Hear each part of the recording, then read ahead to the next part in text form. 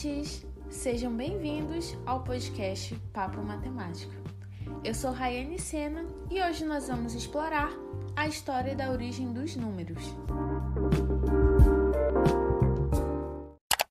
E para enriquecer nossa conversa, temos a honra de receber um convidado especial, professor Dr. Rossi Ambrosio dos Santos, que é professor na Universidade Estadual de Roraima. Seja muito bem-vindo ao nosso programa, professor Rossi.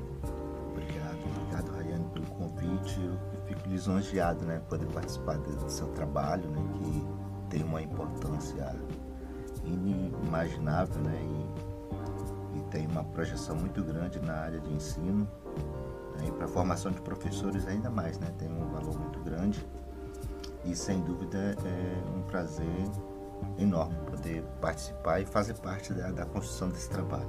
Sim, imagina. E para começarmos, nós vamos voltar no tempo e entender como que os números surgiram. Professor, você poderia nos contar um pouco sobre os primeiros registros históricos de números e como que eles eram utilizados pelas civilizações antigas? Vou tentar, porque eu não sou tão velho, tão antigo assim. Porque a contagem de fatos antigos são feitos a partir de registros, A gente não tem assim uma assertividade para afirmar, porque não vivemos aquele momento, O que a gente tem são registros, são rabiscos, que a área da antropologia, a área da própria essas áreas sociais, que buscam esses registros apresentam. A minha formação não é nessa área, Eu sou licenciado, em matemática, e sabemos que é uma concessão que temos para ensinar as operações ali, A gente não tem essa formação. O professor de matemática ele não recebe essa formação histórica, que tem nos bastidores dos cálculos que levamos para a sala de aula. Mas, durante a formação acadêmica, nós acabamos vendo alguns recortes históricos que dão base para aquilo que nós ensinamos na sala de aula. Ou seja, o professor ele precisa ter uma visão técnica do objeto de ensino, ele precisa também ter uma visão histórica, para ele ter noção do contexto daquele conhecimento que ele ensina, mas isso acontece com essa finalidade, é só para sedimentar mais o trabalho dele. Ele não é um especialista em história da matemática. Claro que quando você chega a nível de estrito senso, no doutorado, tem os que estudam essa área, E infelizmente ou felizmente, no meu caso, eu não sou especialista nessa área, Eu sou especialista mais na parte didática mesmo, principalmente com resolução de problemas e enfim. Só que essa questão de buscar resolver problemas, ela acaba nos levando, a um estado curioso que acaba buscando fundamentos dentro da história da matemática. E o que eu sei é com base nessas buscas para ressignificar o que eu ensino na sala de aula, Então eu acabo tendo alguns registros que eu reúno, que eu capto a partir das minhas pesquisas, Então, com relação aos números, o que a gente pode afirmar a partir dos registros é que os números, essas representações, que são objetos matemáticos, eles surgem a partir da necessidade do ser humano registrar quantidades, Houve uma necessidade de contagem, de sistematizar a contagem e de se registrar essa contagem, dentro da situação de quantitativa mesmo, de objetos. E com relação a essa, aliás, nessa perspectiva, melhor dizendo, é que nós encontramos registros das civilizações antigas, com relação à numeração, que a gente consegue ver nas histórias, nos recortes históricos, que as civilizações elas registravam as quantidades em pedras, né? Tinha o registro cuneiforme, que era com uma cunha, que eles riscavam argila, né? E faziam os registros em pedaços de argila, em peças de argilas. Mas também tem os registros que eram artísticos, né? Podemos dizer, que eram desenhos de animais, de objetos, de qualquer coisa na pedra ali que desse uma noção, que transmitisse uma ideia de quantidade, né? Que representasse uma contagem e que repassasse a ideia de uma quantidade. Isso era feito com animais, isso era feito com riscos, né? Em palitinhos, né? Em quadradinhos, em círculos e tal. Essa era uma tentativa da humanidade nos seus primórdios, nos seus tempos primórdios, né? Então, com a evolução da mente humana, né, e o surgimento das civilizações, conforme as civilizações foram se sedimentando, a gente vê que começa a existir um registro, né, dessas quantidades e uma forma de contagem mais sistêmica, né, a partir de símbolos mais apropriados, ou seja, mais específicos, né? E isso é muito visto na civilização babilônica, né? Que é a mais que registra um período mais anterior, né? de 530 a 750 a.C., acho que a contagem é o inverso, né? 730 a 550 a.C. Tem muito desses registros, né? Em forma de animais, em forma de símbolos, em forma de riscos.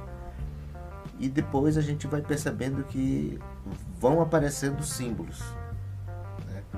Aí tem uma história, outra história, que é a forma como esses símbolos foram construídos, né? Uhum. Aí você vem observando que outras civilizações depois, como os romanos, né? O próprio Egito ali, também tem uma construção própria de símbolos que representam quantidades e contagem. Por exemplo, se você for pro Irã, ali pro Irã, Iraque, que é hoje atualmente o território que representa a antiga Babilônia, você vai encontrar alguns registros, né, de números, né, feito com círculos, acompanhado de riscos, tal. Era tipo o início de um processo de construção de uma simbologia que representasse um sistema numérico, né? Aí você vem mais para a atualidade, você vê o sistema indo-arábico. O sistema indo-arábico que é o nosso, que nós usamos, né? Sim. Você vê que ali houve uma convenção que seria melhor agrupar de 10 em 10. Né? A contagem, se fosse feita por agrupamentos, e a gente convenciona que isso se intui mais rápido, né? Sim, sim. Mais melhor, muita coisa, melhor fazer grupinhos, né? Sim. E você vê que essa ideia de agrupamento, ela já aparece nas figuras das pedras. Sim. Né? E às vezes você vê figuras em famílias, de animais, em grupos. Aquilo é uma forma de sistematizar a contagem, né? Então, a partir dessa busca de sistematizar a contagem, acredito eu particularmente que foi o que possibilitou a intuição de números, né? de registro, de símbolos, né? Para fazer registro.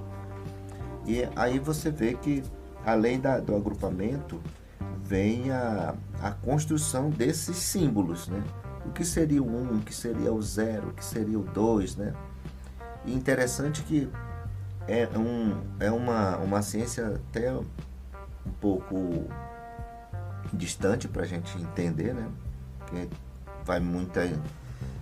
demanda muita pesquisa histórica, mas assim, se você pegar, por exemplo, o 41, o número 41, ele é a reflexão ou espelho do 14, 14. Se você muda a posição, dá 41.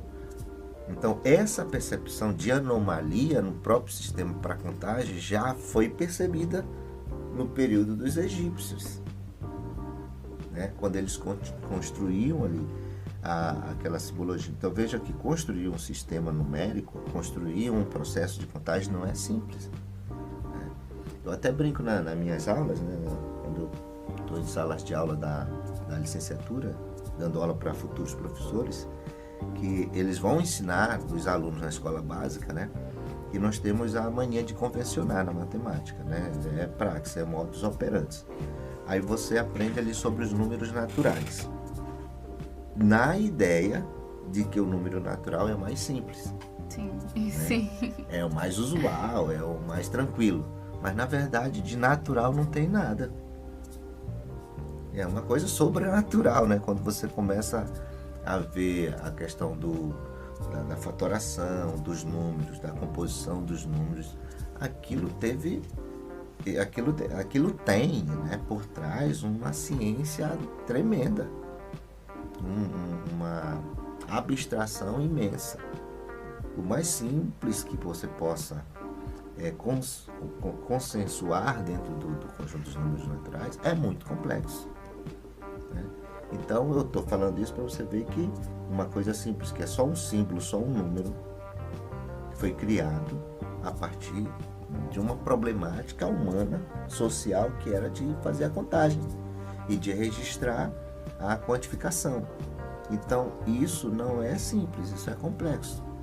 Por mais elementar dentro do campo da matemática, avançada, por exemplo, chegar numa matemática mais axiomática, agora, ultimamente falando, e olhar isso aí, ela é elementar, mas não deixa de ser complexa, né? Então, veja bem, com relação aos números, o que nós temos, assim, sem muita segurança, que é até repassado sem muita segurança, eu encontrei isso apenas em 2 livros, se não me falha a memória, em 3 no máximo, alguns registros assim, que a questão da contagem ela é inerente ao ser humano, inclusive até nos animais. Então a partir daí foi que eu acredito que foi sendo construída uma ideia para se contar, né? Tem até uma historinha que isso eu encontrei no livro também, né? Era um livro didático mesmo, não era um paradidático, né? Era um livro que, quando eu comecei a dar aula, eu tive acesso a ele. Eu não sei informar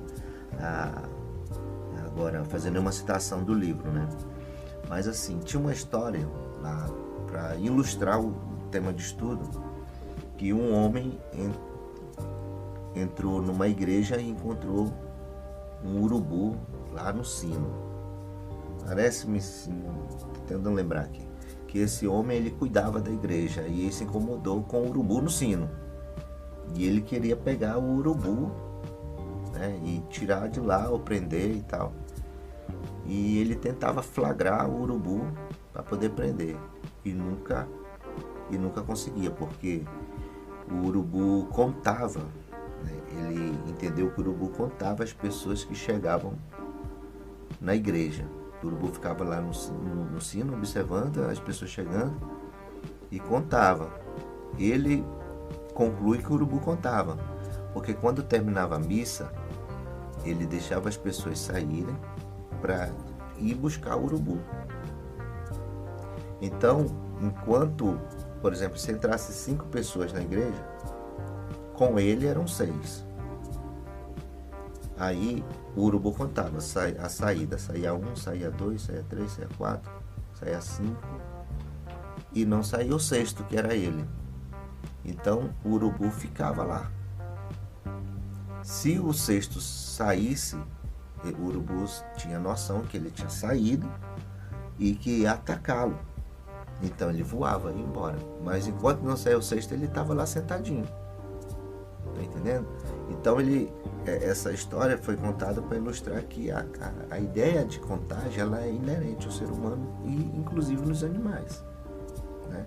E isso é verdade, se você observar os animais, eles te observam. Se, por exemplo, a onça na mata, né?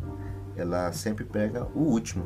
Se tiver uma equipe caminhando, fazendo trilha, ela não vai pegar o primeiro. Ela não vai atacar o primeiro que ela vai espalhar, ela vai pegar o último desavisado, né? Então, se for uma passagem, ela vai esperar, ela sabe quantos tem, ela deixa passar o primeiro, deixa passar o segundo, o terceiro, e ela espera o último, ela só ataca no último. Então, os animais também têm essa noção. Você pega um pássaro, ele está ali no ninho, ele sai para buscar comida, ele deixou 3 filhotes. Se ele chegar e encontrar só 2, ele não fica tranquilo. Sim. Ele se agita. Né? Porque ele tem a noção que falta alguém. Falta alguém. Então eles têm a noção de contagem, assim como nós também. O que eles não têm é a capacidade de criar símbolos para fazer o registro da contagem, para quantificar. Né? Então, com relação aos símbolos, o que eu conheci, e às vezes eu repasso isso nas salas de aula também, mas sem nenhuma referência, que eu não sei se é científico, se é só anedota de livros, né? Que os números foram criados ali na região do Irã mesmo, com base na margem do rio Nilo, né? Que era dividido em posses de terra para os produtores de trigo, né? Eles produziam o trigo ali, e os grãos eram produzidos e precisavam ser contados. Então, a prática da agricultura foi uma motivação muito relevante para a construção dos números e do sistema de contagem. Porque quando começa o comércio começa a ser praticado entre um agricultor e outro, se fez necessário ter um sistema de contagem e também uma forma de quantificação. Né? Então, a partir dali, a gente percebe assim, que tem uma lógica muito grande quando se fala que a agricultura foi o grande motivador, o grande motivacional, né, para a construção dos números. E então, como as terras eram divididas em lotes, em áreas, cada lote tinha uma quantidade possível de produção, né, por hectare. E então essa quantidade ela era comparada com a quantidade de área produtiva. E a competitividade entre um agricultor e o outro também foi um ponto muito motivador para que tivesse um controle, né, por meio de um sistema de contagem. E então, a partir dessa relação com o solo, com a terra, com as formas,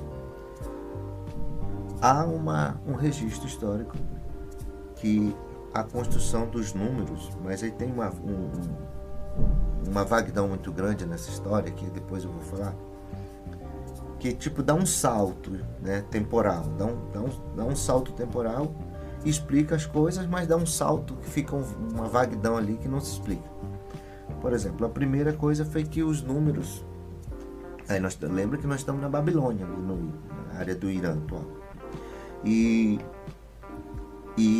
relacionando terra, espaço, área, né? A gente pensa em geometria. Sim. Né? Então, eles relacionam, veja que já é um salto, pensar na terra, ali no solo, na área de terra, e relacionar com elementos geométricos, já é um salto cognitivo tremendo. Sim, né? Com certeza. Aí já começa a presunção aí. Aí depois eles dizem que a partir da observação das formas geométricas foram criados números. Só que os números 1, 2, 3 são indo-arábicos. Sim. Aí fica algo que não fecha, a história não fecha. Entendeu? Mas bom, fora essas inconveniências, dizem que a construção dos números tem relação com a percepção geométrica, né, dos babilônicos a partir do solo.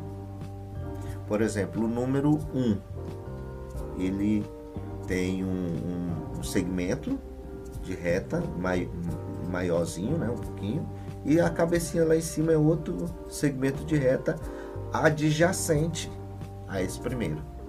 Então essa área interna a essa adjacência é que vai montar, você vai perceber um ângulo. Forma um ângulo? Sim. Se você pegar duas retas e colocar ortogonalmente, vai formar um ângulo de 90 graus. Sim. Se você for fechando, né, ela vai diminuindo o ângulo, mas fica a ideia do 1 ali. Né? Quando você baixa ali tipo 30 graus e corta uma das retas, deixa uma reta pequenininha e outra maior e estreita o ângulo ali para 15, 20 graus, vamos supor, você vai gerar o número 1. Né? Então, eles começaram a montar isso, a história, né? Que eles foram começando a construir os números a partir da quantidade de ângulos. Por exemplo, o número 1 tem um ângulo. O número 2 tem 2 ângulos. O número 3 tem 3 ângulos. 4 ângulos e assim sucessivamente. Agora, vem a ideia da inexistência. Por exemplo, eu estou contando 1, 2, 3, tal. Tem alguma coisa para contar. E quando não tiver nada, a inexistência. Qual é o símbolo que eu represento ali? A ideia da circunferência, que é usada para fazer o zero, né, o numeral 0, que não tem ângulo nenhum. Você não tem um ângulo adjacente. Você tem um centro e tudo ao redor e nada ao mesmo tempo. Então a ideia do 0 é 0 ângulo. A ideia do 1 é um ângulo, a ideia do 2, 2 ângulos, 3 ângulos, e assim. Mas essa história é história com H minúsculo. Não é uma coisa científica que eu posso dizer, isso aqui realmente a parte da ciência, é uma parte da ciência que explica isso aí, né? Estudos arqueológicos mostram, não tem nada, é só questão que aparece nos livrinhos didáticos que eu levava para a sala de aula e como professor curioso, né, para tentar ressignificar aquele conteúdo para os alunos, eu ia buscando e lendo essas historinhas para contar, para que as crianças tivessem uma noção de mais coisas, né? Tivessem um repertório maior de ideias para intuir aquele conteúdo que eu queria repassar. Mas é daí que vem esse meu conhecimento. Então, com relação à história dos números, o que a gente tem em resumo é que eles vêm dessa necessidade da humanidade, né? Fazer os seus registros, tanto de contagem como de quantidades. Então seria isso que nós teríamos, né, com relação, que eu teria para falar com relação aos números. A história tá ótima, mas o nosso tempo tá acabando. Eu espero que vocês tenham gostado. E no próximo episódio, nós daremos continuidade a esse papo e falaremos também sobre a história das operações matemáticas. Obrigada por nos acompanharem nessa exploração até aqui e até a próxima!